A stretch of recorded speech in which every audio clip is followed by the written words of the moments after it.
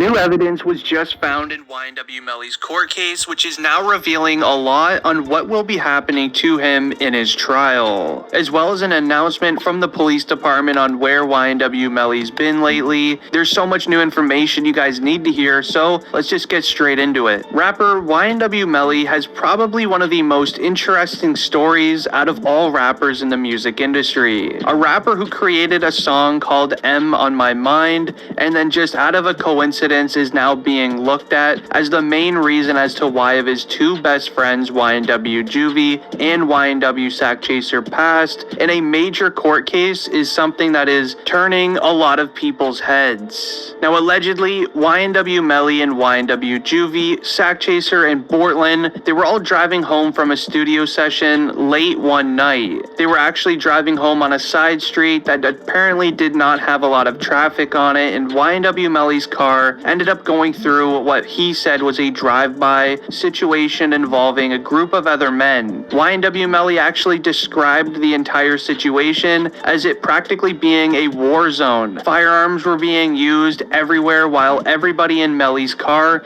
literally could not do anything but just duck behind the seats and things in that nature during the entire incident. When the entire incident was going down, only YNW Juvie and YNW Sack Chaser were the only ones affected in the entire situation, which is actually very surprising when you stop and look at these photos in the court case of YNW Melly's car after the situation. Now, looking at these photos, the entire car looks like it went through war. It's actually very surprising that YNW Portland and YNW Melly even got out of this without a scratch on them, but Melly was later arrested after this situation went down alongside Portland while the law enforcement tried to find evidence on how they truly passed. And well, here's the new evidence that was found. Now, this evidence does actually make me very worried for YNW Melly and his freedom. Now, in the first official court document, it actually says this, and I quote, "Then also we have a video of Mr. Demons admitting to doing an act towards two individuals in the head." Now, I did actually have to change a few of the words in that statement, but you pretty much understand at what it means. And well, if you are unaware, a couple of months ago, it was rumored that there was a video recorded on a cell phone of YNW Melly practically just admitting to doing the act towards Juvie and Sack Chaser, in which how they passed. And well, with this video now being found by the courtroom, YNW Melly is most likely never going to be getting released due to that one video being out there. But jumping into the next court document, it states, "This video was on Mr. Demon's cell phone, which was brought to my office by Jameson Francis, and that's how we had that. And that was all of the evidence that Your Honor has." And well, this is where it starts to get very interesting in YNW Melly's court case. And just in case you didn't know, Mr. Demons in these court records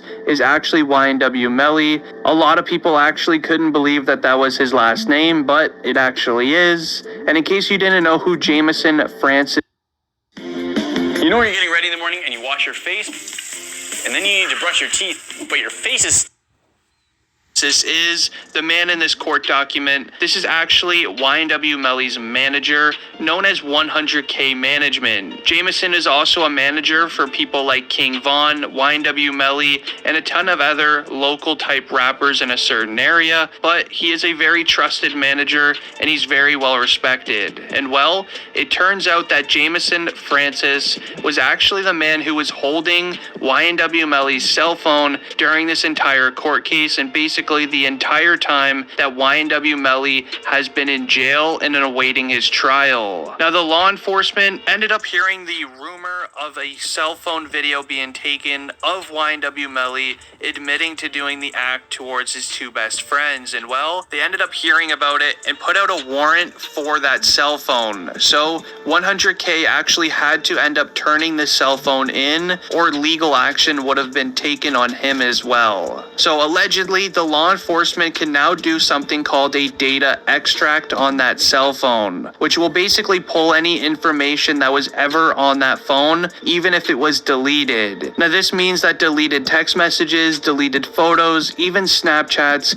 will be able to be brought back to life, and the law enforcement will now be able to use the evidence found on YNW Melly's own cell phone against him in his court case. As the next document actually states that the cell phone evidence is probably the biggest part of the entire court case, and well, I definitely have to agree with that, especially with this video floating around of YNW Melly admitting to doing the act and then pointing a you-know-what to his head. That's not going to look good for YNW Melly in this court case by any means. Now, getting into the next court document, it basically says this, and I quote, "These particular cell phones, which were both iPhone 10s, were on a T-Mobile network. T-Mobile has a very interesting feature where it will tell you the environment that the cell phone is in. So from these cell phone records, I can tell you the exact moment that demons got out of the car and staged the drive-by location." Now,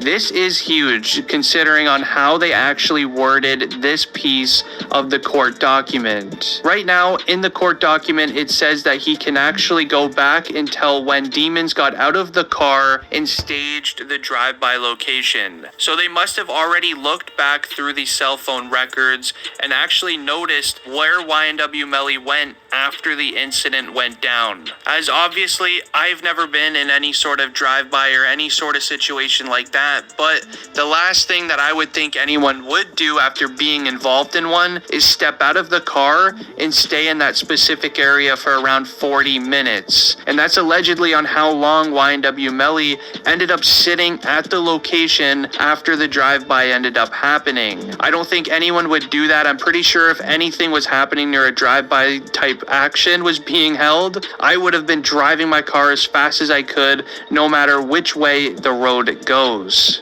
And in case you aren't aware, one of the biggest parts of the entire court case is the fact that YNW Melly ended up taking 40 minutes to get his friends YNW Juvie and YNW Sack Chaser help after this entire situation ended up going down. The so-called drive-by, that is. And well, a lot of people are now speculating that YNW Melly, instead of getting them help for that 40 minutes, that YNW Melly was actually using that 40 minutes to stage the entire thing, to basically make the car look like it went through war, like I showed earlier in the video, as well as basically come up with a good story on how to make sure the law enforcement will think that they're telling the truth. It's going to be very interesting to see on how this all plays out. It is rumored actually that the trial for this court case is going to start speeding up, which is sort of good news, but also very bad news as well, because if the law enforcement is now trying to speed the trial up, that means they must have some very good evidence on YNW Melly, which is probably not a good thing, but hopefully YNW Melly's lawyer has actually come up with a lot of different ways to kind of counteract all of the information that they have on Melly. But anyways, guys,